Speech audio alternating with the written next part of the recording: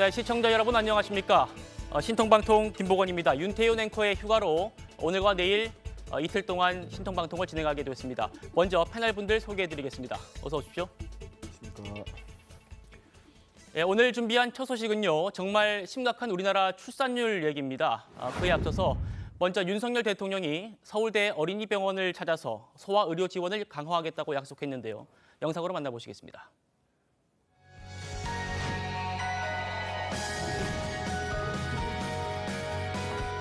네가 의지를 갖는 게 제일 중요하니까 파이팅 하자. 자, 마지막에 튼튼하게 잘 커라.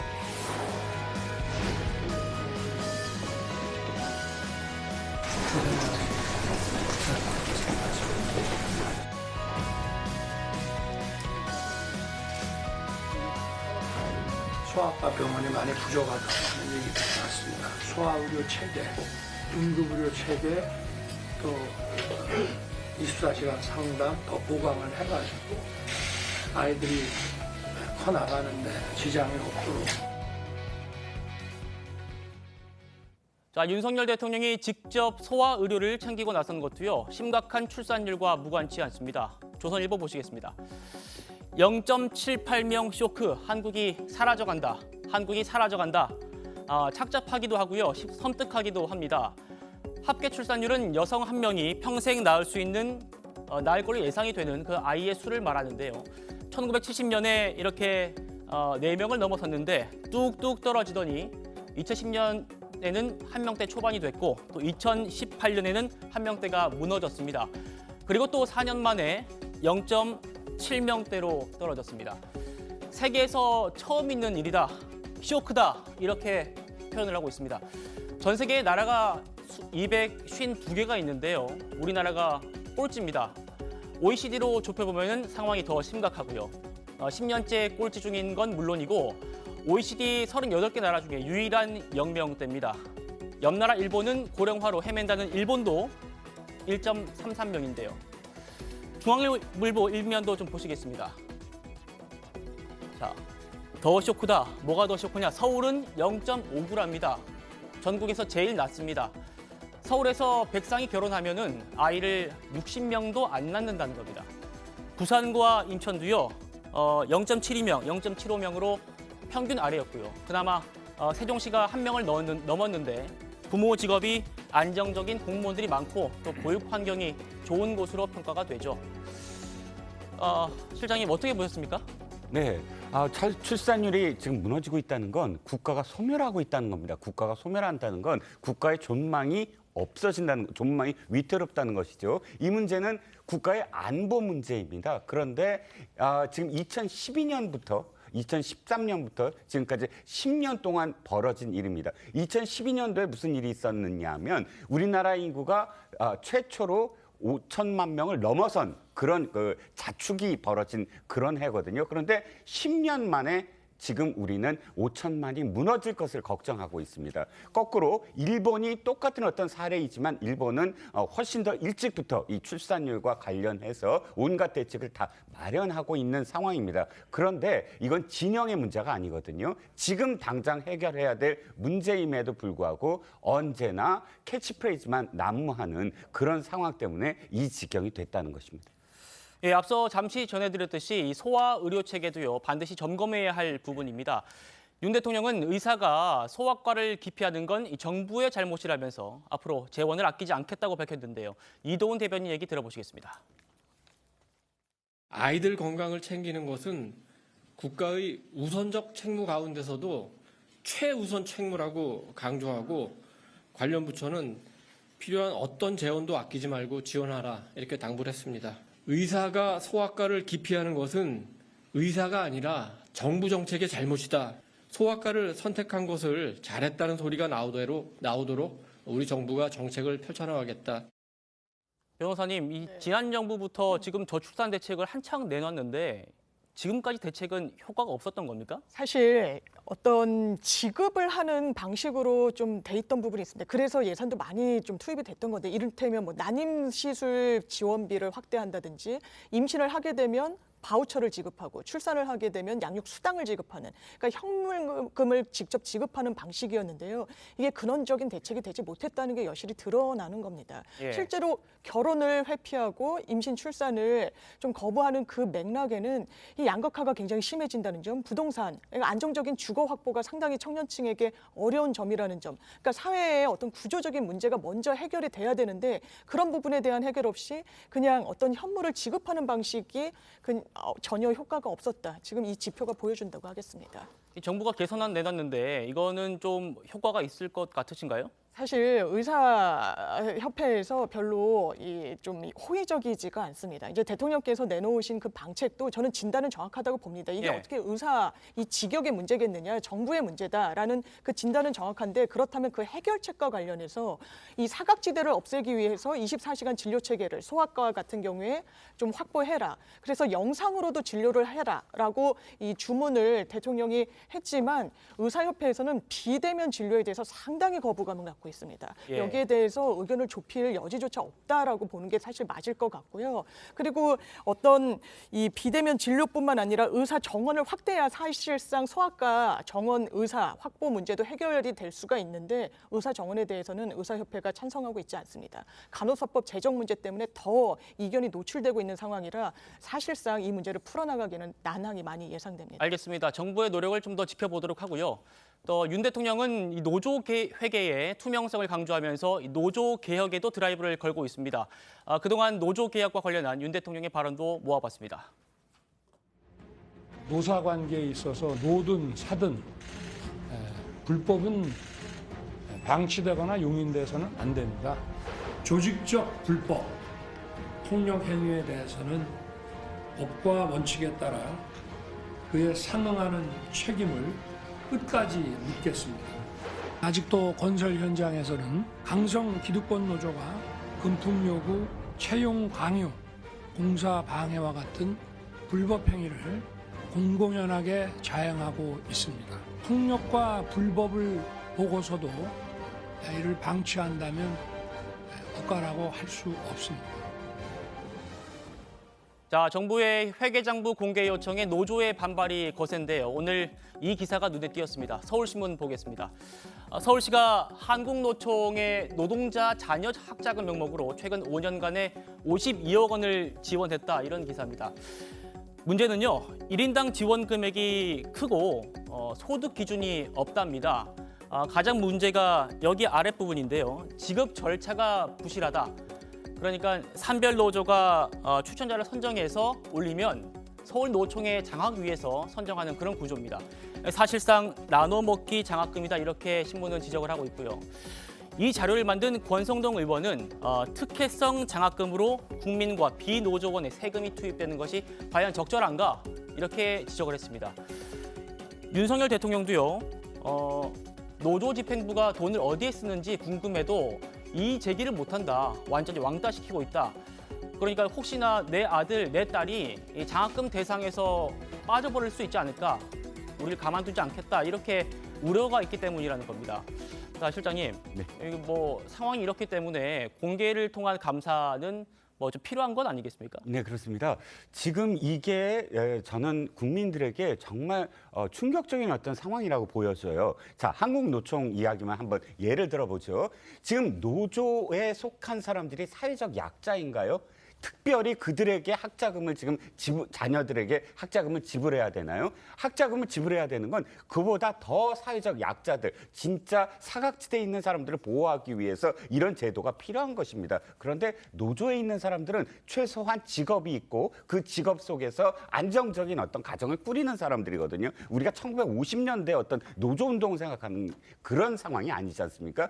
그렇기 때문에 특히나 지금 민주노총과 한국노총이 자신들의 회계 자료를 왜 공개하느냐라고 목소리를 높이는 것도 이해가 가지 않습니다. 그들은 임협과 단협을 통해서 지금 경영자에게 회계를 투명하게 하라, 다 노조에 공개하라 하면서 자기들은 내놓지 못한다는 겁니다.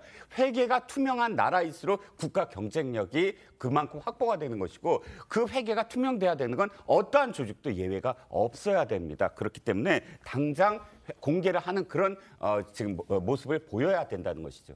알겠습니다. 자, 그런가 하면요. 이 노조가 방만하게 재원을 사용한 정황은 또 있습니다. 신문 보시겠습니다. 자, 기아차 노조 얘기인데요. 조합원들이 노조 지도부에 폭발을 했다고 합니다. 무슨 일이냐면 단체 티셔츠를 만들었답니다. 돈 모두 4억 6천만 원이 들었고요. 총 3만 명 분이어서 1인당 16,000원짜리 정도가 된다고 합니다. 그런데 봤더니 재질도 뭐 면 100%도 아니고 싼 재질이었다고 하고요.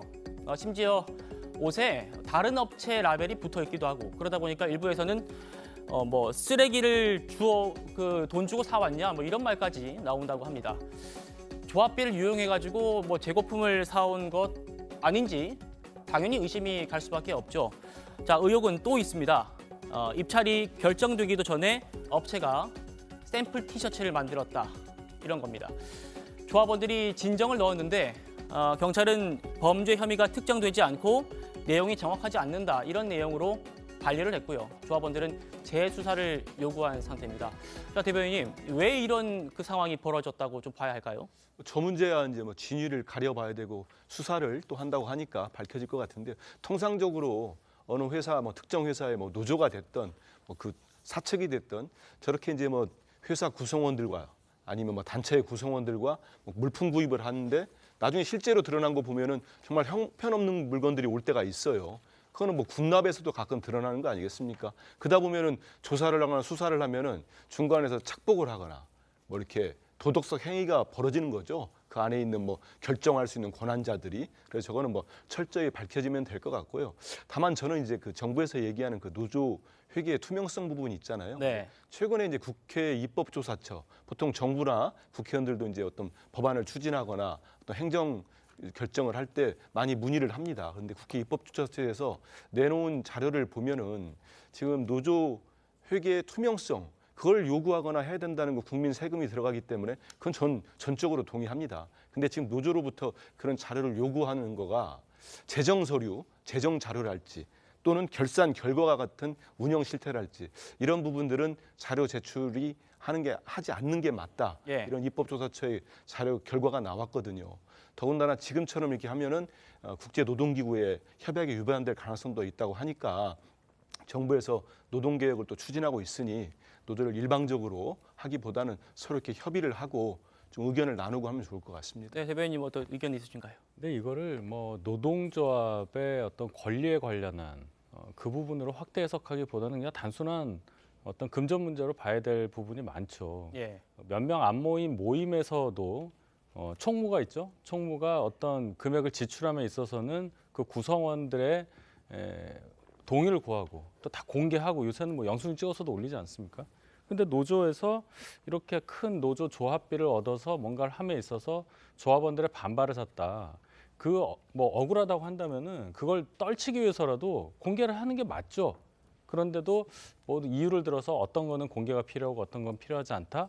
이렇게 얘기하는 자세가 국민들로부터 큰 공감을 얻기는 어렵다고 저는 봅니다. 알겠습니다. 자, 지금부터는 국회 소식 잠시 전해드릴게요. 역술인 천공이 대통령 관저 선정에 개입했다. 그런 의혹과 논란이 참 오래 계속되고 있습니다.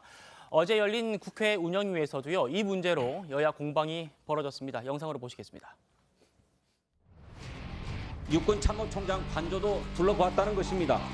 천공이라고 하는 사람과 함께 대통령실로부터 업무 보고조차 못 받고 있습니다. 김건희 여사의 도이치모터스 주가 조작 의혹에 대해서 노골적으로 수사 개입을 하고 있고 천공이 대통령 관저 선정에 개입했다 안 했다 지금 대통령실에서는 전혀 개입하지 않았다 이렇게 얘기합니다. 그러면 현안 질의를 통해서 당당하게 대답하면 끝날 걸.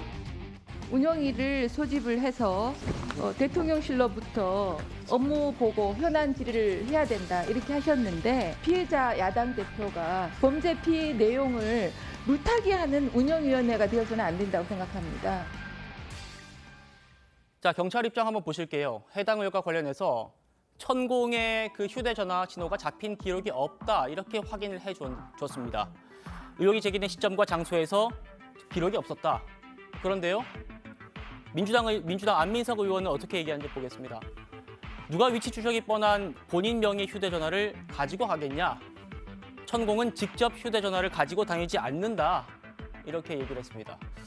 물론 이 코로나 시국 때 뭐 병리자 중에 일부가 휴대폰을 뭐 집에 두고 그렇게 가는 경우도 있다고 하는데요.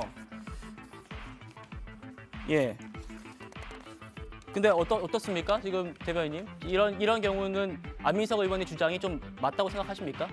안민석 의원은 유명하시죠. 어떤 의혹 제기할 때 보면은 이렇다더라 하면서 사실이냐 얘기를 하는데 예를 들어서 안민석 의원 주장대로 뭔가 의심되는 게 발생될까봐 휴대전화를 안 갖고 갔다고 한다면 아예 가지를 않았겠죠. 그런 걱정을 했다면. 예. 그러니까 그런 식으로 어떤 조건 하나를 없앰으로써 의혹을 사실로 만드는 기술이 안민석 의원은 굉장히 탁월하다고 저는 생각을 하고 이걸 만약에 증명을 하려면 그럼 왜 휴대전화를 안 갖고 왔는지 그걸 본인이 더 정확하게 얘기를 해줘야 돼요. 이렇다더라 이런 식으로 얘기하면서 또 엎어치기 하는 것은 5선 국회의원의 자세가 저는 아니라고 봅니다. 네.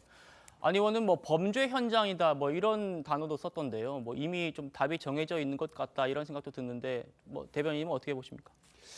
근데 이제 그 휴대폰 유치 예. 추적이 없다고 해서 저는 뭐 혐의가 완전히 벗어났다고 생각하지 않습니다. 예. 왜냐하면 가장 중요한 이제 출입 기록 있지 않습니까? 기록도 필요한 것 같고요. 그다음에 CCTV 저는 군에서 그 중요 시설인데 30일 정도밖에 보관하지 않는다. 이거는 사실 선뜻 믿기지는 않습니다. 그리고 또 일각에서는 경찰 쪽에서인가요? 그 아무리 덮었어도 뭐 포렌식도 하고 수사를 하면 나온다고 하니까 지금 수사하는 경찰이 좀 속도를 내 가지고 빨리 밝히는 게 중요하고요. 저는 무엇보다도 지금 이제 이거를 공개하신 분들, 지금 뭐 대통령실로부터 고발이 됐습니다만 김종대 국방 전문가죠. 김종대 전 의원이랄지 부승찬 국방부 대변인이랄지 그분들이 무슨 익명으로 이거를 뭐 폭로했거나 그런 게 아닙니다.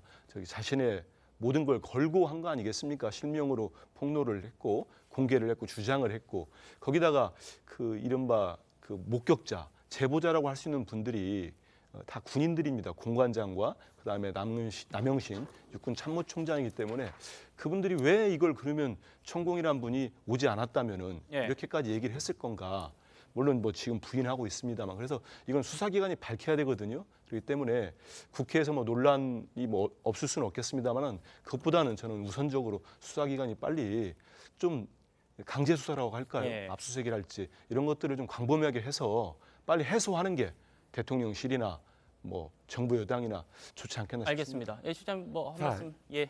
지금 민주당의 행태는 언제나 이렇습니다. 의문을 제기해놓고 그것에 대한 증거는 의문을 당한 사람들이 다 찾아서 밝혀라. 이렇게 되면 국정 운영 못합니다. 언제나 불확실한 어떤 의문 하나 탁탁탁탁 던지면서 내내 그것으로 비토를 하겠다는 뜻으로 보이는데요. 이 문제 다시 한번 해보죠. 김종대 전 의원이 작년에 얘기했습니다. 근데 김종대 의원이 이거 봤나요? 아닙니다. 부승찬 자신의 보좌관한테 들었다는 거예요. 그 부승찬 그러면 대변인이 그 다음에 책에 씁니다. 근데 부승찬 대변인이 공관에서 봤나요? 아닙니다. 자신도 목도하지 못했다는 겁니다. 그럼 남영신 전 육군 참모총장한테 들었다는 겁니다. 자, 그러면 또다시 남영신 전 육군 참모총장이 직접 봤나요? 아닙니다. 남영신 육군총장도 부사관이었던 공관장한테 들었다는 겁니다. 그런데 이것도 역시 오마이TV에 나와서 직접 전화 인터뷰로 나는 그런 사실 없다라고 공식적으로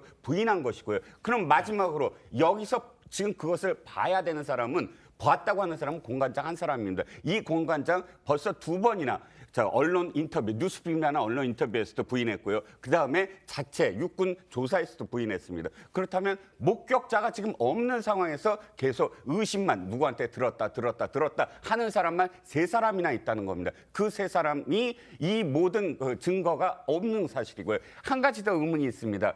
김용현 지금 경호처장이 당시에 인수위 단장이었어요. 인수위라는 이 직무상 이 인수위에서 전화를 걸어갖고 육군 참모총장을 지키고 있는 공관장에게 문을 열어라라고 명령할 수 있습니까? 불가능한 체계죠. 다 아시다시피 인수위는 해당 부처의 장에게 협조만 구할 수가 있어요. 예. 인수위법에 따르면 서류를 공개해달라 거기에 대해서 참고하는 것. 근데 군 체계상 어떻게 지금 현직 군인도 아닌 인수위의 단장에 불과한 사람이 직접 전화를 해서 부승찬 씨의 책에 의하면 그렇습니다. 직접 전화를 해서 부사관한테 문 열어. 그리고 당신은 이 얘기 발설하지 마. 그리고 당신 이외 모든 사람이 공간에서 나가야 돼. 이렇게 주장하는 것이 군 체계에서 있을 수 있는 일이냐. 그런데 이 모든 것들은 그러니까 이렇게 의혹을 제기했으니까 모든 것들은 대통령실에서 다 여기서 해명해. 예. 이게 불가능하다는 거죠. 예.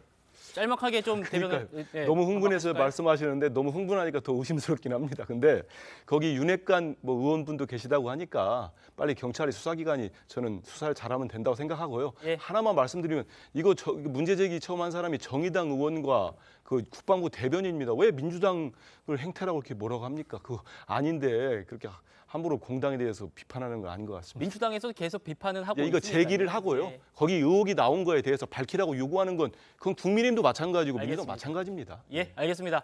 자, 민주당에서 공세를 펼치는 의혹이 또 있죠. 바로 김건희 여사의 도이치모터스 주가 조작 의혹입니다. 고민정 의원은 최근에 공개된 김 여사의 녹취 내용과 관련해서 강한 부정은 강한 긍정이다 이렇게 주장하면서 공세를 이어갔습니다. 자, 녹취록에 담긴 김 여사 목소리와 또 고민정 의원 주장까지 이어서 들어보시겠습니다. 말도 안 돼요. 무슨 뭐 나랑 상관없고 국가주작 한 적도 없고 국가주작을 할 줄 알아야지 하지 내가. 뭘 알아 솔직히. 그건 뭐 그 사람들이 하는 거지.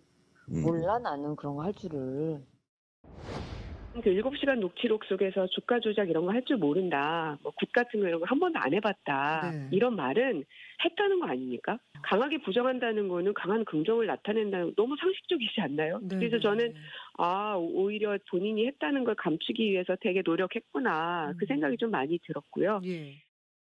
실질적으로 녹취록에 나오는 얘기는 없는데 강한 부정은 강한 긍정이다 이렇게 얘기를 했습니다. 어떻게 보셨습니까? 네, 뭐 관심법도 아니고 네. 뭐 어떤 궤변 도대체 어떤 궤변인지 저는 좀 이해할 수가 없는데 그 뭐 조금 다른 얘기일 수도 있지만 그 최근에 이제 뭐 이 사회적으로 뭐 성범죄나 이런 문제가 심각해지면서 이제 아닌 거는 아니다 이런 룰이 있어요. 성범죄에서 no means no라고 하는데 그러면 지금 고민정 의원 얘기는 강하게 부정한다는 거는 결국 강하게 긍정한다는 의미라고 하는데 이 여성 의원이신데 과연 이런 제가 좀 전에 말씀드린 뭐 성범죄나 이런 분야에서도 과연 이런 황당한 주장을 하실 수 있는지 전 좀 의문이고 이 도이치모터스 사건은 그 어제 이제 이복현 그 금감위원장이 이제 국회 운영위에서 한 얘기 그 부분이 사실 뭐 마지막 좀 남아있던 퍼즐 같은 걸 좀 맞춰준 부분이 있다고 저는 생각해요. 이제 그 금감위원장이 한 얘기가 우리가 지금 계속 이제 소환 조사 얘기가 나왔잖아요.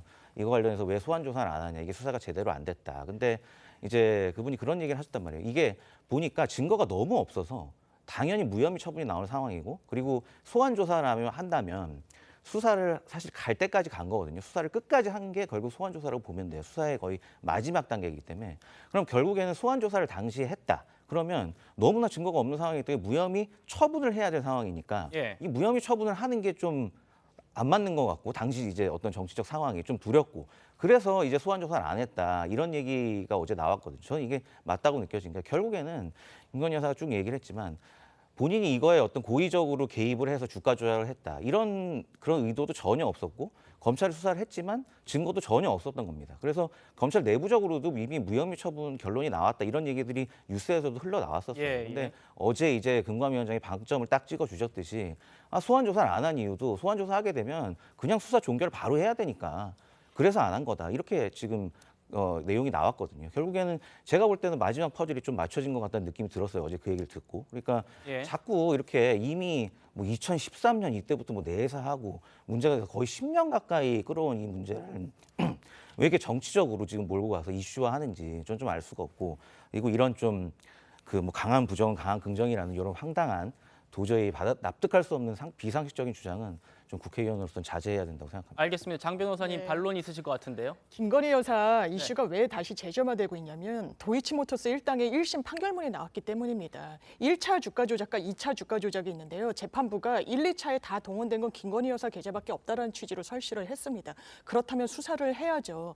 이 금감위원장이 만약에 한 톨의 증거도 없다면 불기소하면 됩니다. 무혐의 처분하면 되는데 왜 검찰 그걸 못하고 시간만 끌고 있습니까? 국민들이 묻고 있는 겁니다. 그리고 대통령실 대법원실에서 전주 한 명이 무죄 받은 걸 김건희 여사가 무혐의라는 하나의 근거로 제시했는데 유죄 판결을 받은 전주도 거기에 있습니다. 그 사람 같은 경우에는 김건희 여사보다 훨씬 손해를 많이 봤습니다. 김건희 여사 같은 경우에는 유일하게 거의 이 등장인물들 중에 수익을 올린 사람입니다. 그렇다면 이 본인이 저는 죄가 있다 없다를 단정짓는 것이 아닙니다. 최소한 수사로 마침표가 찍혀야 된다는 점, 그런데 검찰이 움직이지 않는다는 점, 그래서 특검 여론이 비등하게 올라오고 있다고 생각합니다.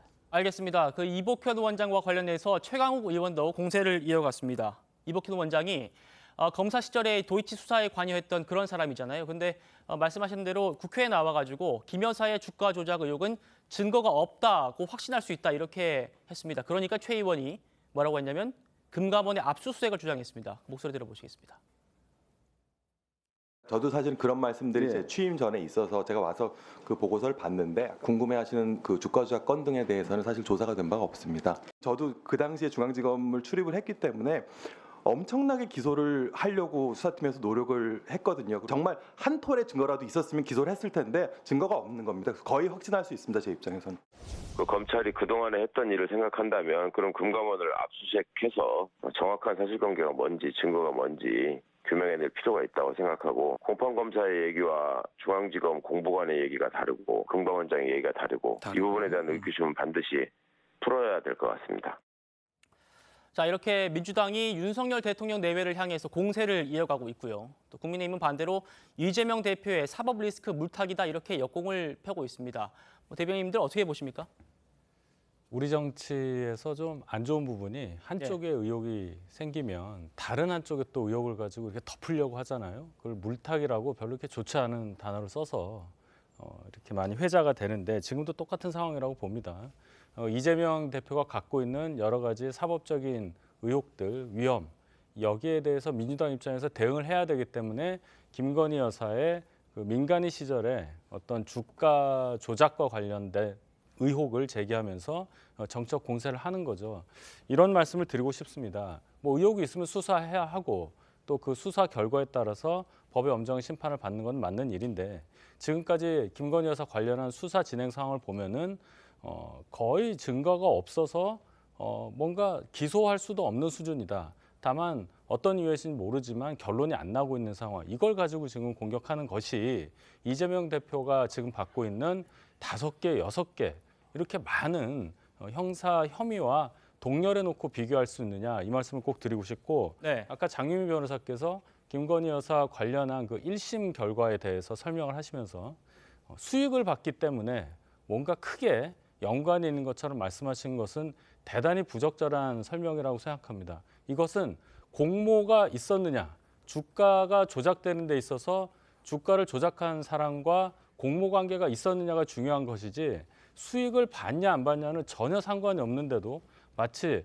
수익을 받기 때문에 관련이 있다는 식으로 말씀하시는 것은 저는 부적절해서 이 말씀 꼭 한번 강조하고 싶습니다. 예, 한 대변인님이 반론해 주시죠. 그 이재명 대표와 민주당, 우리 민주당이 뭐 쌀값 안정화 법안이랄지 납품담가 연동제 법안이랄지 민생 법안들을 처리할 때마저도 심지어 그런 법안 처리, 예산 처리를 할 때마저도 여당이나 이런 데에서 이제 뭐 방탄 얘기하고 하는 거는 정말 부적절하다고 생각합니다.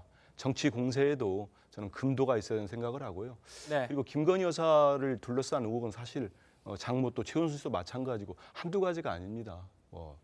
협찬 의혹도 있고 많이 있죠. 허위 경력, 학력 의혹도 있고요. 근데 저는 그래서 제가 이렇게 주장을 하면 또 정쟁이 되기 때문에 저는 1심 판결문에 나온 내용 하나만 좀 말씀드리고 짧게 끝내겠습니다. 거기 판결문을 보면은 이른바 주가 조작 세력하고 우리 주가 조작할 때 보통 그런 거래를 통정거래, 가장거래라고 합니다. 그 매매라고 합니다. 그 매매가 공소시효를 끝난 매매, 공소시효가 끝난 거 빼고 재판부에 나오는 판결문입니다. 나온 거래 수가 총 130건이랍니다.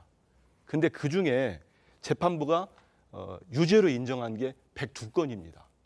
근데 그중에 김건희 여사가 들어간 통정 가장 매매가 유죄로 보이는 매매가 48건이라고 합니다. 이게 판결문에 적시되어 있습니다. 47%. 그리고 무죄를 받았다는 손모 씨는 여기에 포함이 안 됩니다. 그래서 제가 뭐 당에서 주장하는 얘기하면은 정치 공세라고 비판받을 수 있으니 이 판결문 내용을 말씀드리는 거니까요. 이렇게 되면은 최소한 검찰은 수사를 해야 되지 않겠습니까? 예. 수사를 해서 기소를 하든 뭘 압수수색을 하든 소환 조사를 하든 해서 의혹을 풀든지 기소를 하든지 재판을 하든지 해야 그래야 우리 국민들이 받아들이지. 이런 재판부는 판결문까지 다 무시해버리면 국민들이 어떻게 이거를 수용할 수 있겠습니까? 제가 30초만 얘기할게요. 예. 이 수사를 했잖아요. 예. 자꾸 수사를 안 했다고 말씀하시면 전혀 다른 얘기지 않습니까? 예. 소환 조사 안 했다는 얘기를 지금 수사 안 했다고 지금 말씀하시는 거예요. 그러니까 정확히 얘기할 거는 수사는 그동안 쭉 진행돼 왔고 결론을 내리지 않았다는 거고 이번에 1심 판결과 관련해서는 기소되지 않았다. 이게 사실입니다. 수사를 했는데 기소를 김 안 변호사님이 했거든요. 정리를 해주시죠. 예, 한 번 더. 네, 지금 판결문 말씀을 하셔서 제가 조금 짚고 넘어가야 될 게 있는데요. 이 판결문 내용 보면 이 소위 뭐 주가 조작이다 하는 지금 이 내용에 들어와 있는 이제 총 구성 인원들이 뭐 구성 인원 또 집단이라고 해야 되나 한 90명 정도 됩니다. 그 안에는 뭐 여기 뭐 주가를 좀 띄워갖고 이거를 어떻게 좀 돈을 더 벌어보겠다고 하는 각종 세력들, 뭐 심지어 뭐 황당한 이름도 있어요. 뭐 블랙펄이라는 이름도 있고 각종 캐피탈, 뭐 쩐주들 이게 총 90명 정도가 들어와 있습니다. 근데 중요한 건 이 사람들이 얼마나 이 주가 조작을 제대로 알고 공모를 했냐, 고의성이 있었냐 이게 제일 중요한 거거든요. 단순히 그 안에 통장이 하나 들어가 있다. 있다. 그것만 가지고 이거를 공모 관계가 있다고 판단하기는 어려운 거예요. 왜냐하면 그 안에 있는 사람들 중에는 주가 조작에 공모한 사람, 적극적으로 가담한 사람도 있겠지만 그냥 단순히 수익률을 보고 김건희 여사도 그랬을 수도 있어요. 수익률만 보고 이게 좀 더 다른 것보다 좋은 뭐 펀드가 좀 더 수익률이 난다고 하면 우리도 갈아타잖아요. 그런 식으로 참가한 통장일 수가 있단 말이에요. 단순히 통장이 들어가 있다. 그것만 가지고 이 주가 조작에 가담했다고 보기는 대단히 어렵고 심지어 자꾸 그 손모 씨 얘기를 하시는데 손모 씨에 대한 어떤 판결을 좀 아전인수로 해석을 하시는데 손모 씨라는 사람은 쩐주고 그리고 굉장히 적극적으로 가담을 했던 사람입니다. 그렇죠. 그것이 적극적으로 가담해서 심지어 판결문에도 굉장히 공격적인 투자 성향을 갖고 있는 사람이다. 거기에 명시가 돼 있어요. 그러니까 심지어 이렇게 적극적으로 관여했던 사람도 무죄가 나오는 건데 지금 이렇게 해석을 해야 되는데 자꾸 손모 씨 관련해서 좀 아전인수적으로 해석하는 게 있어서 좀 그게 좀 잘못된 것 같고 결국은 공모 관계를 봐야 된다. 그 점을 말씀드리고 싶습니다. 알겠습니다. 도이치모터스 수사도 검찰이 들여다보고 있다고 했으니까요. 좀 더 지켜보도록 하고요. 어제 이화영 전 경기부지사가 불법 대북 송금 피의자 신분으로 검찰의 두 번째 조사를 받았습니다.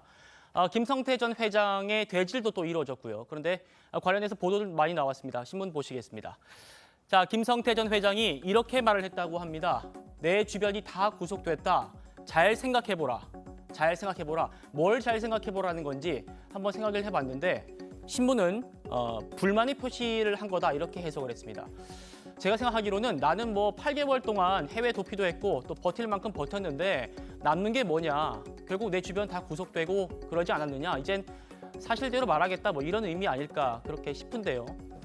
이 전 부지사는 지금은 꿋꿋하게 버티고 있는 것 같습니다. 검찰이 그런데 또 다른 뇌물 혐의를 포착하면서 이 전 부지사를 압박하는 그런 모습입니다. 자, 실장님, 김성태 전 회장과의 되질이 지난번에 이어서 또 고성이 났었다고 하는데 이번엔 좀 일찍 끝났다고 그렇게 하더라고요. 네, 그렇습니다. 지금 들리는 이야기에 의하면 김성태 전 회장이 지난번과는 달리 좀 차분하게 따진 것 같아요. 아까 그 표현이 저랬을 따름이지 굉장히 감정을 누그러뜨리면서 하나하나 따져나가는 광경이고요. 지난번과 가장 크게 다른 점은 안부수 아태엽 회장이 있냐 없냐의 차이였던 것 같아요. 아태엽 안부수 회장은 사실상 이 쌍방울과의 인연보다는 경기도 또 이화영 부지사와의 인연 때문에 지금 모든 것들을 주도했던 그런 단체인데 그 단체의 장이 쌍방울 회장과 같은 그런 입장을 표명하면서 이화영 부지사에게 그 진실 여부를 묻는 과정이 이화영 부지사가 굉장히 그때 공경에 처했던 상황이었던 것으로 보이고요. 지금은 김성태 회장과의 어떤 관계는 내가 당신을 모른다라는 일관된 어떤 이 태도만 보이면 이 상황을 넘어갈 수 있겠구나 하는 계산이 저는 이화영 부지사한테 좀 있었던 게 아닌가 싶습니다. 알겠습니다. 자, 이 전 부지사의 치아가 빠질 정도의 스트레스를 받으면서도 꿋꿋하게 버티고 있습니다. 하지만 검찰은 과거 발언을 봐도 쌍방울에 800만 불 대북 송금과 연관이 있다고 보고 있습니다. 이 전 부지사가 과거에 뭐라고 했었길래 그렇게 생각하는지 직접 들어보시겠습니다. 경기도와 북측은 농림복합사업, 축산업, 양묘사업, 나무심기 사업 등을 서로 협의하여 추진하기로 하고 황해도 지역이 한 개 농장을 농림복합형 스마트팜 시범농장으로 지정, 개선 사업에 참여하기로 하였습니다. 이재명 도지사의 그 방북 초청과 관련해서는 여러 차례 북측에서 초청 의사를 밝혔습니다. 이재명 도지사가 육로로 평양을 방문하고 싶다고 그랬더니 이종혁 원장께서 그렇게 되려면 시간이 많이 걸리지 않겠느냐, 다른 경로로 좀 더 일찍 오는 게 좋지 않겠느냐. 자, 이화영 측 변호인은요, 이 쌍방울이 주가 조작을 하기 위해서 독자적으로 대북 사업을 벌인 것이다, 이렇게 주장을 하고 있습니다. 목소리 듣고 오시죠. 어떻게 만나는 경위에 대해서는 이제 다툼이 있는 건 맞는 것 같습니다. 법정에서도 아마 그 부분은 다퉈지는 걸로 알고 있습니다. 쌍방울이 결국은 대북 테마로 해서 전환 사채를 이용해서 뭐 주식 주가 조작을 하지 않았냐 이렇게 보고 있고요. 쟁점이 지금 되는 게 아시겠지만 이제 행사 비용 뭐 대납한 게 있느냐 뭐 이 부분 있잖아요. 그다음에 500만 달러를 뭐 보냈다고는 하는데 이제 보냈는지 안 보냈는지 저희들은 잘 모르겠어요. 자, 이재명 대표도요, 쌍방울과는 인연이 전혀 없다면서 강하게 혐의를 부인하고 있습니다. 검찰은 그럼에도 인적, 물적 증거를 확보하고 있다, 이렇게 자신하고는 있는데 장 변호사님, 네. 돌아가는 상황 좀 어떻게 보십니까? 사실 검찰은 일적 물적 증거가 차고 넘친다고 이야기하는데요. 예. 뭐 대장동 수사만 해도요. 428억 원 공언하다가 영장 청구서에 넣지도 못했습니다. 지금 이 수사도 처음에 김성태 전 회장 해외에 도주해 있을 때 변호사비 대납의 키맨이라고 했죠. 이 부분 국내로 압송하니까 변호사비 대납 이야기는 쏙 들어갔습니다. 그렇다면 대북 송금 대납과 관련해서는 어떤 실체가 있는 것으로 보이느냐. 스마트팜 사업과 관련해서도 뭐 몇백만 불을 줬다라고 하지만 경기도의 그 당시 예산 내역을 좀 뽑아보면 계속해서 돈을 줬다는 시점 이후에도 예산 편성을 해놓습니다. 그렇다면 이게 어떻게 대납이 성립한다는 것이지 검찰은 설명해야 되는데 그냥 추상적으로 일적 물적 증거가 있다, 이렇게만 이야기하고 있는데 아마 수사 결과 어떻게 가시적으로 낼 수 있을지 국민들이 지켜보신다고 생각합니다. 반론 있으신가요? 지금 이제 좀 전에 말씀하셨던 것 중에 조금 바로잡을 게 지금 검찰에서도 계속 여러 가지 수사들을 하고 있는데 지금 언론에 이제 자꾸 뭐가 드러났다, 뭐 이런 거 가지고 이게 뭐 증거가 있다 없다 이런 걸 판단하는 것 같아요. 실제 수사에서 중요한 거는 사실 뭐 기밀성과 내밀성이 중요하기 때문에 지금 검찰이 수사를 잘 못하고 있어서 언론에 드러난 증거가 없다, 이거는 좀 안 맞는 것 같고, 제가 볼 때 오히려 너무 혐의가 많아가지고 이게 뭐 하나하나 다 조사를 하다 보니까 지금 뭐 어떤 건 이때 이슈가 되고 어떤 건 이때 이슈가 되고 좀 언론에 이제 이슈가 되는 부분이 좀 다른 것 같고, 그리고 이제 428억 그 부분을 말씀하셨는데 물론 이제 어떤 뇌물죄로 직접 적용한 건 아니지만 그 구속영장 내용에 보면 그 428억 관련해 갖고 이재명 대표가 알고 있었을 수 있다, 이런 사실관계에 대한 적시는 분명히 들어가 있습니다. 그렇기 때문에 그런 부분이 완전 빠졌다, 이건 조금 잘못된 것 같고, 결국에는 이재명 대표의 지금 이 전략 이거 자체가 굉장히 일관되게 그 꼬리 자르기 전략이에요. 지금 이제 비선을 통해서 이제 일을 하다가 지금 최종적으로 나는 모른다로 지금 가고 있거든요. 하나하나 짚어보면 대장동은 유동규가 있죠. 그리고 저 성남 FC는 또 정진상이 있어요. 그리고 대북 사업은 또 이화영이 있고, 지금 이렇게 비선을 앞에 세우고 계속해서 어떤 범죄를 저지르다가 이게 최종적으로 문제가 되니까 지금 이 비선들을 자르고 있단 말이에요. 근데 지금 김성태 회장 같은 경우에는 결국 이화영 부지사 쪽하고 관련이 있는 사람인데, 여기서 지금 이화영 부지사도 지금 꼬리 자르기를 하는 판에 김성태 회장을 안다 하면 이거는 이제 논리적으로 맞지 않습니다. 그렇기 때문에 이런 전략을 취하는 것 같고, 하지만 이렇게 부인한다고 해서 검찰이 단순히 난 모르는 사람이에요, 일반적인 사람이라도 이렇게 부인한다고 하면 다른 증거를 들이대는데, 하물며 야당 대표를 불러서 이제 신문을 하면서 이 사람 압니까? 이렇게 물어봤을 때 난 모르는 사람이 했을 때 어떤 증거가 없다? 이거는 제가 볼 땐 수사 관행상 맞지 않고, 추가적으로 뭐 어떤 위치 추적이나 아니면 뭐 최근에 뭐 핸드폰에 어떤 본인이 이제 어디에 몇 날 며칠 어디에 있었다 이런 거를 추적하는 앱들이 다 자동적으로 깔려 있는 경우도 있고, 이런 다양한 물적 증거들을 아마 충분히 확보하고 있다. 저는 좀 그렇게 생각을 합니다. 알겠습니다. 자, 잠시 설명해 드렸었는데요. 이화영 전 부지사는 이 쌍방울의 법인카드로 2억 5천만 원을 쓰는 등 뇌물 혐의로 구속 중인데, 검찰이 추가 뇌물 수수 정황을 잡았다고 합니다. 그런데 그게 어떻게 나왔냐면 김 전 회장이 직접 이렇게 얘기를 했답니다. 5천만 원씩 총 1억 원을 현금으로 줬다. 또 이화영 머리 글자가 적힌 명품 와이셔츠도 제작해서 줬다. 그런데 이화영 부지사 측은 아는 바 없다 이렇게 주장을 하고 있습니다. 자, 그런데 이 김성태 전 회장이 이재명 대표와 최소 5차례 통화했다고 진술한 내용도 눈에 띕니다. 신문 계속 이어서 보시겠습니다. 자, 김성태 전 회장, 이재명 대표와 최소 5회 통화를 했다. 기존에는 한 4번까지 통화를 했다고 나왔었는데요. 이번에 한 번이 더 추가가 된 겁니다. 누구냐면 부동산 업자라고 합니다. 이재명 대표한테 1,000만 원을 후원했던 한 부동산 업자가 연결을 해줬다. 이렇게 얘기를 하고 있고요. 다만 김 전 회장은 통화 내용에 대해서는 구체적인 기억이 나지 않는다. 이렇게 답을 했다고 합니다.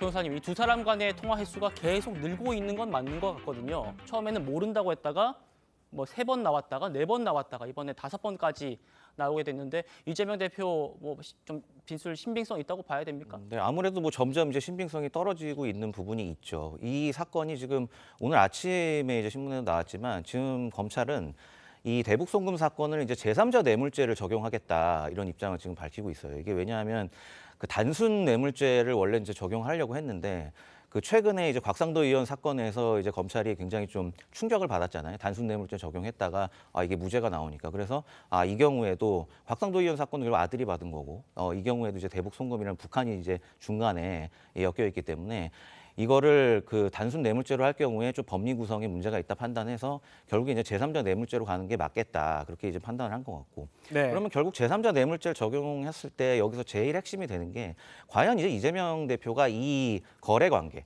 이 쌍방울 쪽에 어떤 대가를 주면서 또 경기도가 또 이득을 받고 이런 어떤 대가 관계를 인식하고 있었냐. 이 부분이 가장 중요하거든요. 그러면 검찰이 지금 밝히고자 하는 부분도 과연 김성태 회장을 알았냐. 이 부분도 결국 인식했냐. 이 부분하고 관련이 있습니다. 근데 이재명 대표가 계속 얘기하는 건 그냥 몰랐다 이거고요. 물론 이제 입증을 해야 되는 건 검찰인데 계속해서 지금 4번의 통화 기록, 그다음에 또 추가적으로 지금 2020년 말에 이제 알펜시아 리조트에서 또 한 번 통화한 기록, 이런 기록들이 계속해서 나오고 있거든요. 결국에 그러면 본인은 모른다고 하더라도 그런 객관적인 증거, 통화 기록이나 어떤 위치 기록이나 이런 증거가 있다고 한다면 이런 증거를 종합해서 우리 판례는 어떤 이 사람이 어떤 실제적으로 알고 있다, 이런 사실관계를 추단할 수 있다, 이렇게 판단할 수 있기 때문에 아무래도 계속해서 뭐 그냥 부인만 한다, 피의자, 피고인으로서 그렇게 해도 됩니다. 형사사건보다 그렇게 해도 되는데 그거는 결국엔 좀 신빙성을 떨어뜨리는 그런 행동이 아닌가. 알겠습니다. 자, 대장동 팀의 한 명이죠. 유동규 전 본부장이요. 유튜브 채널에 출연을 했습니다. 이재명 대표와 처음 만났던 2009년을 떠올리면서 장기 폭로전까지 이어가겠다 이런 계획도 밝혔습니다. 그러니까 민주당이 바로 법원에다가 유 전 본부장을 제지해달라고 요청하기로 했다고 합니다. 유 전 본부장과 고민정 의원 얘기까지 들어보시겠습니다. 이재명 입장에서 뭐냐면 그거를 편승해야 분당 사람들이 날 찍어주지. 본인을 찍어주니까 재건축 완이 살 길이다 이렇게 이제 말하자면 이재명이 한 거죠. 이재명이 나타난 거예요. 그러면서 제가 도와드리겠습니다. 그러니까 알라딘 램프의 진처. 문지르지도 않았는데 나타났어요. 정치 드라마를 만들겠다는 거죠. 그리고 그 인기로 돈을 좀 벌겠다는 거 아닌가. 그러나 이제 허위 사실이 있을 경우에는 또다시 감옥행으로 가야 될 수도 있는 부분이기 때문에 그분께서도 조심할 수밖에 없을 겁니다. 자, 민주당은 유동규 전 본부장이 증거는 없고 자기가 살기 위해서 이 대표한테 책임을 전가하고 있다 이렇게 주장을 하고 있습니다. 어떻게 좀 보십니까, 윤 대변인님? 고민정 의원의 반응을 한번 보세요. 본인의 감정, 주장만 일방적으로 설파하고 있지 않습니까? 전혀 공감을 얻지 못하겠죠. 사실과 논리로 이것을 반박을 해줘야 되는데 계속 똑같은 얘기하니까 듣는 분들도 좀 짜증이 나실 걸로 보이고, 유동규 씨 이런 얘기했습니다. 죄를 내가 뒤집어 쓸 수는 없다. 대신 내가 지은 죄에 대해서는 달게 받겠다. 김성태라는 분도 똑같은 얘기를 했어요. 나 비겁하게 숨지 않겠다. 남에게 나의 죄를 뒤집어 씌우지 않겠다. 이 두 분 다 동일하게 말씀하는 거는, 얘기하는 거는 뭐냐면 본인들이 수사를 받는 과정에 있어서 이재명 대표 측 이런 분들에게 배신당했다는 거예요. 사실과 다른 얘기를 수사 과정에서 얘기하니까 나라도 내가 죄는 받겠는데 이거 진실은 밝히고 가겠다 이런 태도 아니겠어요? 왜 이재명 대표 주변에는 이런 일들만 일어나는지 국민들께서 잘 판단하시라고 있습니다. 반론 있으신가요?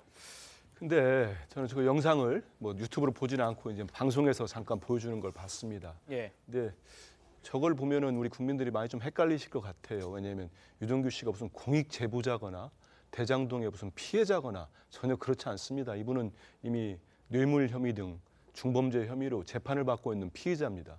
근데 이제 어찌됐든 뭐 구속 기간이 만료됐나요? 모르겠습니다. 이제 진술이 바뀐 뒤로 이제 석방이 돼서 나와가지고 숱하게 이제 뭐 약간 뭐라 할까요? 본인의 주장이 설득력이 떨어지고 잊혀질만 하면 신문에 나온다든지 방송에 나와서 인터뷰를 합니다. 전 이런 모습들이 특히 이제 유튜브 가지고 나와서 일방적인 주장을 또 쏟아내고 있어요. 이런 모습이 국민들한테 이번 사건의 진실성을 난 전혀 높이지 않을 거라고 생각을 합니다. 예. 특히 이제 뭐 꼭 비교하기가 좀 애매합니다만 김만배 씨 같은 경우는 이번 사건 대장동 사건이 불거진 지금까지 단 한 번도 진술을 바꾸지 않았습니다. 그러다 보니까 검찰에 의해서 다시 또 영장 청구돼서 재영장 청구 또 구속이 됐어요. 근데 이제 정권 바뀌고 검찰이 이제 바뀐 뒤로 윤석열 검찰에 들어선 뒤로 진술을 180도 바꾼 유동규 씨와 남욱 씨는 지금 뭐 자유롭게 본인이 할 얘기를 입증도 안 되는 얘기들을 일방적으로 풀고 다니고 있거든요. 이게 주장하고 다니고 있는데 정말 고민정 최고위원 얘기대로 허위사실이 나오면 또 그에 대한 처벌을 받아야 될 것 같은데 저는 과연 이게 유동규 씨 본인의 생각인지 아니면 또 유동규 씨 이렇게 유튜브까지 찍는 보수 유튜브 나가서 채널에 나가서 찍는 걸 누군가가 이렇게 기획을 하는지는 모르겠습니다만은 국민들께 저런 모습들이 과연 정당하게 비춰질지 상당히 크게 의심을 갖고 있습니다. 유동규 씨와 남욱 씨는 물론 그때 진실을 말할 수 없었고 지금이 진실이다 이렇게 반론을 하고 있기 때문에 반론까지 제가 전해드리도록 하고요. 실장님 또 말씀 있으신가요? 유동규 씨가 지금 또 하는 얘기는 유동규 씨가 책임져야 될 얘기입니다. 왜냐하면 법원에 지금 예. 계속 자신의 그런 그 범죄로서 피고인으로서 자신의 재판도 해야 되고 또 증인도 나가야 되는 상황 속에서 그 이야기를 자기가 어떠한 언론이나 또는 유튜브에 이야기하는 건 굉장히 위험한 일입니다. 하지만 합니다. 거기서 이야기되는 것들은 또다시 법원에서 상당히 탄핵받을 수도 있고 신빙성을 떨어뜨릴 수도 있는 상황인데도 불구하고 합니다. 그 이유는 뭘까요? 자기가 억울하다는 뜻 아닐까요? 자, 이재명 이 당대표가 성남시장이나 경기도 지사 시절에 늘 주장하는 것이 있습니다. 부패, 지옥, 뭐 청렴, 천국. 이렇게 성남시장 시절부터 이렇게 주장해왔던 이 지금 그 이재명 당대표의 가장 가까이 있었던 사람들은 전부 다 뇌물죄로 지금 들어가 있습니다. 뭐 이 유동규 씨를 가깝지 않다라고 표현을 했지만 그럼에도 불구하고 그 성남 도시개발공사 본부장이었던 이 사람도 지금 뇌물죄, 이화영 부지사도 지금 뇌물죄, 이렇게 가장 가까이 있었던 사람들이 뇌물죄에 다 들어갔는데 자신은 부패 천국 청렴 지옥이 거꾸로 됐군요. 그렇게 주장을 하면서 지금까지 나는 죄가 없다라고 이야기하고 있습니다. 한 말씀만 드리면 저는 이런 거예요. 이재명이라는 당대표의 리더십이라는 게 무엇인가 일이 잘 됐을 때는 다 내가 공이고 단군 일의 최대 지적이고 무엇인가 잘못됐을 때는 아니 내가 모르는 사람들이 다 했다라는 게 바로 배신을 당했다라는 측근들의 이야기나 다름없는 게 아니야. 진정한 리더십은요. 잘못됐을 때 이건 모두 다 내 책임입니다라고 이야기하는 사람이 진정한 리더십이다라는 겁니다. 알겠습니다. 자, 다음 주제로 넘어가 보도록 하겠습니다. 이재명 대표의 그 체포 동의안 표결이요. 다음 주 월요일입니다. 날이 다가올수록 이재명 대표의 입이 더욱 거칠어지고 있다. 이런 얘기들이 많이 나오고 있습니다. 윤석열 대통령을 깡패에 비유해서 또 논란이 일고 있습니다. 직접 들어보시겠습니다.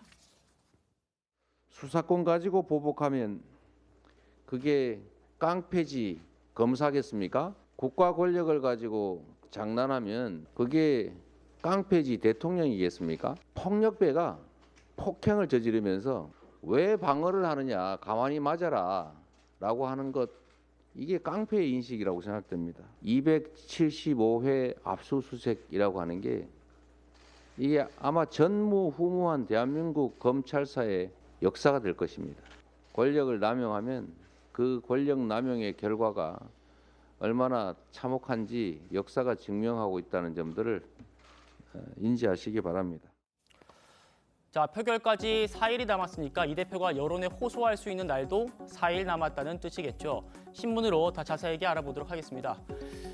어제 이날 총 한 3번 정도 깡패를 언급했고요. 오늘 잠시 뒤져 10시 반쯤에 맞불 회견도 연다고 합니다.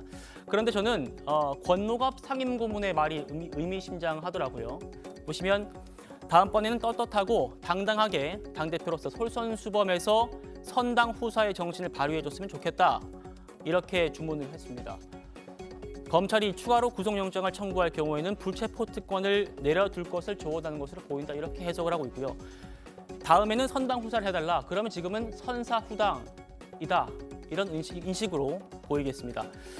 또 임시국회 개회 일정으로 지금 또 여야가 막 붙고 있는데요. 국민의힘은 3월 6일, 또 민주당은 3월 1일부터 곧바로 열자고 합니다. 이거 왜냐면 국민의힘은 한 주 건너뛰자고 한 게 방탄할 게 아니라 3월 첫 주에 이 대표가 먼저 영장 심사를 받고 오면 그 다음 주에 열면 된다. 이런 뜻으로 보입니다. 자, 민주당 내 우려들 계속해서 한 번 더 이어서 보실 텐데요. 네, 방금 소개해드렸던 권노갑 상임고문입니다. 당대표로서 선당 후사 정신을 발휘해달라. 그리고 박지원 전 국정원장, 민주당은 오직 이재명 사법 리스크 방어에만 매달려서 국민의 지지를 얻지 못하고 있다. 이렇게 비판을 했습니다. 임 대변인님 어떻게 보셨습니까? 민주당 원로 되시는 분들이 저렇게 얘기하는 것은 당과 무관한 개인적인 토착 비리와 관련된 분이 당을 인질 삼아 이렇게 수렁으로 끌고 가는 상황을 보다 못해서 하신 말씀이라고 저는 생각합니다. 이재명 대표는 당대표이기 이전에 피의자입니다. 그런데 국민들은, 일반 국민들은 꿈도 못 꿀 만한 그런 특혜를 받고 있어요. 수사 날짜도 본인이 정하고 수사 받으러 가면서도 여러 가지로 일반 피의자는 상상할 수 없는 그런 행위들을 많이 하고 있어요. 우리 헌법에 사회적으로 특수계급은 창설하지 못하게 되어 있습니다. 그래서 그런 측면에서 보면은 이재명 대표의 행위가 정치적으로 또 사회적으로 정당하지 않다. 법 앞에 평등이라는 원칙을 무너뜨리고 있다고 생각하고요. 또 하나 보면은 지금 이 상황이 민심에서도 이재명 대표는 밀리고 있고 사법 절차도 앞에 두고 있습니다. 믿을 거는 딱 의석수 하나예요. 의석수 하나만 지금 가지고 불체포 특권 뒤에서 이러고 있는데 결과적으로는 민심을 돌려놔야 뭐라도 본인이 더 믿을 구석이 있기 때문에 계속 강경투쟁으로 나가고 있다고 생각합니다. 이 상황은 민주당 원로 두 분께서 말씀하셨듯이 본인이 스스로 풀어야 돼요. 더 이상 그 어떤 그 특권의 뒤에서 숨어서 이 위기를 넘어갈 수는 없다. 이런 말씀 드립니다.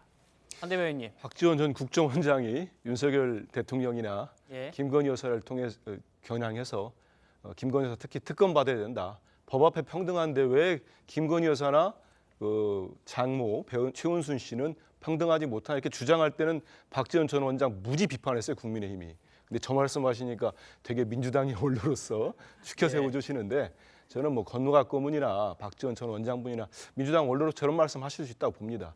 권노갑 고문 같은 경우는 기자들이 다시 물어봤어요. 저게 그러면 다음에는 영장 실질심사, 이른바 쪼개기 영장이 들어올 때 그렇게 할 거냐. 그러니까 그거는 다시 그때가 상황을 판단하는데 그 얘기는 아니다 또 얘기를 했기 때문에 좀 과도하게 해석할 필요는 없지만 당내 여러 의견들이 나오는 건 뭐 건전한 건강한 민주당이라고 생각합니다. 근데 일단 저희들이 이제 의원총회를 통해서 의원들이라는 게 뭐 우리 앵커 잘 아시지만 기자시니까 여러 성분도 다르고 출신도 다르고 지역도 다릅니다. 판검사도 있고 직업도 다 다른데 그분들이 130분 넘게 모여서 당론 결정할 필요도 없다. 이 체포동의안은 부당하다. 그렇기 때문에 총의를 모아서 부결시키는 게 맞다. 이거는 민주당 내에서는 현재 이건 이재명 대표 개인의 문제라기보다는 민주당이 전체의 문제로 인식하고 있고요. 그렇기 때문에 단일된 의견으로 체포동의안 문제랄지 구속영장 청구가 부당하달지 이렇게 설명하고 국민들께 말씀드리고 있다는 말씀 드리겠습니다. 알겠습니다. 자, 이 대표도 얘기를 했습니다만 최근 정치권에서 유독 깡패, 조폭 이런 살벌한 말들을 쉽게 들을 수 있는 것 같습니다. 저희가 관련 발언들 모아봤습니다. 조폭들이 노조라는 탈을 쓰고 설치는 이런 것들을 우리 후손들에게 물려줄 수는 없다라는 각오로 범폭이라는 표현까지 썼던데요. 정말 듣도 보도 못한 소각적이고 반헌법적인 신조어에 정신을 못 차렸어요. 이거는 뭐 범폭이 아니라 융폭이다. 피의자에게 깡패라는 이 표현을 써도 되는 겁니까? 깡패라고 봅니다. 장관이 그렇게 말씀하셔도 되는 거예요? 판단을 의원님 하시면 될 것 같아요. 실장님, 정치권이 누아르 영화가 됐다 이런 얘기가 나오고 있습니다. 어떻게 보십니까? 개별적인 어떤 사안을 보면 사실 각각 어떤 이유가 있을 수도 있겠죠. 예. 하지만 진짜 앵커께서 말씀하셨듯이 이 누아르라는 표현보다는 거의 내전에 가까운 상황이 됐다. 즉 이제 미국도 사실은 그 굉장히 분파 정치가 지금 굉장히 심각한데 우리나라도 상대방 말은 무조건 잘못됐고 내가 무조건 선이다라고 지금 표현되는 그런 정치로 가고 있습니다. 그렇기 때문에 더욱더 표현이 계속 거칠어지고 있고요. 아까 지금 한민수 대변인이 아까 말씀하셨던 표현 중에 저는 굉장히 공감되는 말이 하나 있어요. 정치에도 금도가 있다. 맞습니다. 정치에 금도가 있습니다. 최소한 당사자들은 예를 들어서 어떤 피해를 받거나 혹은 뭐 어디에 불려가거나 이렇게 됐을 당사자는 사실 말을 좀 가리는 게 어떨까요? 최소한 대통령과 야당 당수 사이에 정치적 금도는 필요하다고 봅니다. 그래서 아무리 어떤 상황이라도 또 주변에 많은 의원들이 서로 공방을 벌이더라도 지켜야 될 것은 지켜야 되는 그런 지위에 있는 사람들이 좀 필요하다고 생각합니다. 네, 장 변호사님은 밖에서 또 어떻게 보고 계십니까? 사실 일단 정치의 금도가 있죠. 100번 양보해서 반대 진영한테 뭐 깡패다, 뭐 조폭이다 이야기할 수 있다고 뭐 볼 수도 있을 겁니다. 그런데 국민들에게 그런 네이밍을 해서는 안 되죠. 그것도 대통령이 그리고 국토부 장관이 노조든 사용자든 누구에게도 깡패라고 칭하면 안 됩니다. 왜 노란봉투법이 노동자만을 위한 거라고 이야기합니까? 사실 우리나라는 하청 파견 근로자들이 교섭권 자체가 없습니다. 원청에 대해서. 본인의 급여를 올려달라고 파업하는 것 자체가 불법 행위로 평가받습니다. 그래서 실질적으로 지시감독을 하는 원청 상대로 본인의 근로조건과 관련해서는 교섭권을 갖도록 하자는 게 노란봉투법의 골자입니다. 이 원래비 올려주는 것도 시한을 맞추기 위해서 위험한 노동을 강제해야 되니까 크레인 노동자들에게 웃돈을 사용자들이 주는 관행이 있었던 겁니다. 노조 내부에서 이 부분 고쳐야 된다라는 내부 목소리가 있었습니다. 그걸 어떻게 폭력배에 비유합니까? 저는 이 정부가 시민을, 약자를, 소수자를 바라보는 인식에 상당히 문제가 있다고 생각합니다. 알겠습니다. 자, 이런 가운데요. 박범계 의원이 한동훈 법무장관을 향해서 충고 아닌 충고를 남겨서 눈길을 또 끌고 있습니다. 한동훈 장관이 조만간에 국회로 송부된 이재명 대표의 체포 동의안 설명에 직접 나서는 것과 관련해서 검사처럼 자세히 설명하지 말라 이렇게 권유했는데요. 어떤 의미일지 들어보시겠습니다. 어차피 정치하실 분 아니세요? 다들 그렇게 보고 있는 거 아니에요? 이 체포동의안의 법무부 장관 설명은 검사로서 설명하는 게 아니고 행정적인 절차의 하나에 이제 불과한 것이기 때문에 제가 한번 집중해서 한번 지켜볼 생각입니다. 검사처럼 하지 않았으면 좋겠다는 그런 점잖은 권유를 드립니다. 그러니까 뭐 전직 법무부 장관으로서의 그 전직자 경험자의 충고인데 박범계 의원이 장관 시절 행적으로 곤욕을 치렀던 그런 경험 탓에 나온 발언이 아니냐 이런 해석들도 있습니다. 과거에 박범계 의원의 모습도 이어서 보시겠습니다. 법무부 정사 8층에 직원 휴게실이 장관님 취임 이후 지시에 따라서 만들어졌다. 이런 보도가 있었는데요. 장관님 취임 이전에 이 공간은 어떻게 쓰였습니까? 일종의 헬스장 같이 돼 있는데 저는 불필요한 공간이고 불필요한 낭비라고 생각해서 그래서 거기서 직원 휴게실로 바꾸기로 한 겁니다. 바로 직전 장관님은 박범계 장관이었잖아요. 그렇죠? 박 장관님 사용하시지는 않았던 것 같습니다. 전방위적인 국가적 사정 체계, 검찰 독재로 저는 우리 당이 규정하고 저도 그렇게 판단하는데 동의하지 어렵죠. 전혀 동의하지 않고요. 동의하지 않다. 위원님 몇 년 전에 생각해 보십시오. 위원님께서 적폐청산 위원장이지 얘기할 줄 알았어요. 얘기할 줄 알았고 모든 게 다 내 탓이. 아니 위원님께서 여쭤보시는데 어떻게 위원님은 얘기를 안 내 책임인데 나보다는 나은 장관이 되고 문재인 정부보다는 나은 정부가 되라는 취지로 얘기를 하는 거예요. 윤 대변인님, 박범계 장관 얘기 좀 어떻게 들으셨습니까? 글쎄, 뭐 두 분이 이제 직전 장관이고 박범계 장관이 예. 법무부 장관을 서로 이어받고 그런 사이인데 이름은 같은 법무부 장관인데 같은 일을 하셨던 것 같지는 않아요. 물론 박범계 장관이 어떤 뜻으로 하시는지 알겠는데 그것이 한동훈 장관을 진짜 걱정해서 하는 말이라고는 보이지 않거든요. 그래서 뭐 굳이 저런 오지랖까지 국민들이 들을 필요가 있을까 생각합니다. 알겠습니다. 자, 지금부터는 국민의힘 소식 한번 살펴보도록 하겠습니다. 전당대회가 2주 앞으로 다가왔죠. 당대표 후보들이 어제 세 번째 TV 토론을 벌였는데요. 어제 TV 토론에서는 안철수 후보와 또 천하람 후보 간의 신경전이 눈에 띄었습니다. 두 사람 모습 보고 오시겠습니다. 여러 여론조사에서 저한테 조금 뒤져가지고 3위로 좀 내려앉는 결과가 나온다라고 하더라도 전당대회 레이스에서 도중에 철수하실 생각은 없으시죠? 아이고, ARS 그건 누가 믿습니까? 지금 여론조사를 부정하시는 겁니까? 저는 ARS보다는 오히려 면접은 여론조사를 믿습니다. 네, 일단 어찌됐든 뭐 3위로 밀려나시더라도 철수할 의사는 없다고 이해하면 되겠죠? 천하람 후보께서 희망하시는 거죠. 자, 당대표 후보가 8일 한 번에 끝날지 아니면 결선 투표까지 갈지 관심이 큰데요. 최근에 뭐 천하람 후보의 기세가 좋다더니 실제로도 그런 것 같습니다. 신문 보시겠습니다. 자, 물론 책임 당원만 대상으로 한 조사이긴 합니다만 김기현 후보가 42.7%, 천하람 후보가 22.8%, 안철수 후보가 17.9%, 황교안 후보가 14.2%였습니다. 물론 오차 범위 안쪽이기 때문에 통계적으로 유의미한 정도까지는 아닙니다만 흐름상 천하람 후보의 선전이 이어지고 있다 이렇게 볼 수는 있을 것 같고요. 어떻게 보십니까, 대변인님? 지금 전당대회 한창 좀 과열 양상도 있고요.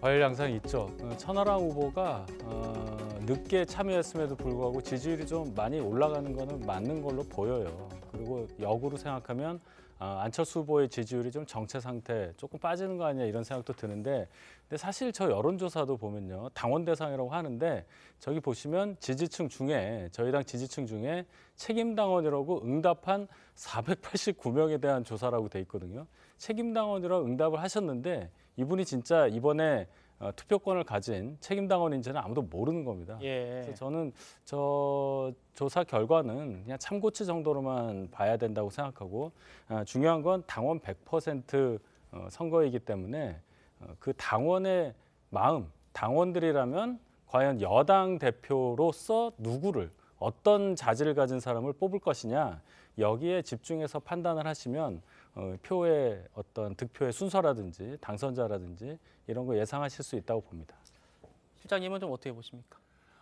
일단 천하람 후보가 이 정도의 어떤 포션을 차지하는 건 너무 당연한 것 같아요. 왜냐하면 이 국민의힘 계열의 정당이 어느 정도 지금 전략적인 어떤 사고를 하기 시작했어요. 지난번 이준석 대표가 당대표 된 이후, 그러니까 그때부터의 어떤 증상이 그 이전까지는 상당히 안정적인 어떤 후보 또 그 외에 전문적인 어떤 그런 후보 이런 식의 어떤 후보들을 당대표로 계속 왔는데 정통적인 어떤 보수의 성향. 근데 지난번 이준석 대표를 하면서 우리가 이 당이 조금 더 계속 집권을 하거나 혹은 또 이런 어떤 민주당에 대항하기 위해서는 젊은 어떤 그 세대를 끌어들여야 되고 무언가 활력이 있어야 된다. 이런 사고가 이 당에 좀 많이 뿌리 박혀 있는 것이거든요. 그래서 저는 천하람 후보의 일정 정도의 어떤 지지세는 충분히 있다. 그런데 문제는 천하람 후보가 일정 정도의 지지세를 확보할수록 안철수 후보의 포션이 떨어지거든요. 그럼 양 후보가 그럼 시너지를 이렇게 가져야 되는데 시너지가 아니라 서로 같은 어떤 지지층을 서로 양분하는 어떤 상황이 계속 지속되다 보면 사실상 이 결선 투표로 가는 어떤 상황이 안 갈 수도 있다. 즉 안철수 후보가 굉장히 지금 그 지지율이 올라간다면 결선 투표로 갈 확률이 있으나 안철수 후보의 지지율이 떨어진다면 결선 투표로 갈 확률이 그만큼 줄어든다라는 판단이 가능합니다. 알겠습니다. 자, 다음 신문 보시겠습니다. 저희가 좀 이색적인 내용을 준비해봤습니다. 혹시 필경사라고 들어보셨습니까? 저도 생소한데요. 15년간 공직에 계셨던 이분이 퇴직한다는 소식이 뉴스입니다. 중앙일보 보시죠. 자, 필경사는 5급 공무원부터 국무총리까지 국가직 공무원 임명장을 붓글씨로 쓴 업무를 담당하는 분입니다. 필경이란 말은요, 붓으로 밭을 간다 이런 의미입니다.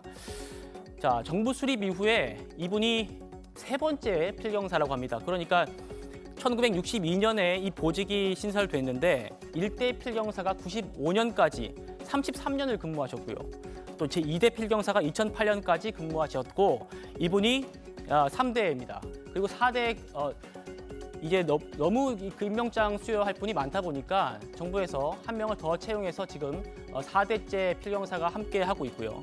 이분이 퇴직을 하면서 5대 필경사를 지금 모집을 하고 있다고 합니다. 자, 변호사님, 장 변호사님, 네. 지금 이 공무원의 자긍심 또 사기 진작을 위해서 임명권자의 그런 또 정성을 담는다 이런 취지로 그동안 붓글씨를 쓰고 있는데 이거 좀 지금 트렌드와 맞지 않다는 얘기도 있거든요. 어떻게 이게 보세요? 아마 모르셨던 분들도 많으실 것 같아요. 아주 정자체긴 하지만 혹시 컴퓨터로 이게 뽑은 거 아닌가라고 할 수 예, 있지만 지금 그림 나오네요. 예, 공무원들이 임명이 될 때 받는 임명장은 다 필경사분이 실제로 붓글씨로 쓴 겁니다. 이게 상당히 역사도 깊은데요.